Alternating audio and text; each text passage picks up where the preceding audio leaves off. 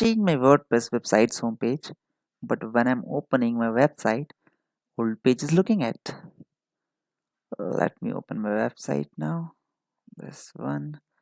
I have changed the theme, I have changed plugins, but old homepage is still working. What is the problem?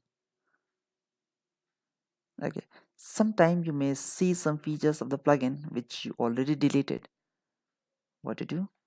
This problem is so common. To solve this problem, just go to public HTML folder, open WP content folder, public HTML folder, this WP content folder here.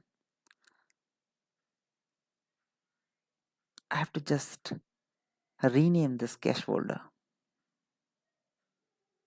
Okay, just renaming it, rename. Okay, I'm just now opening my website. It's reloading.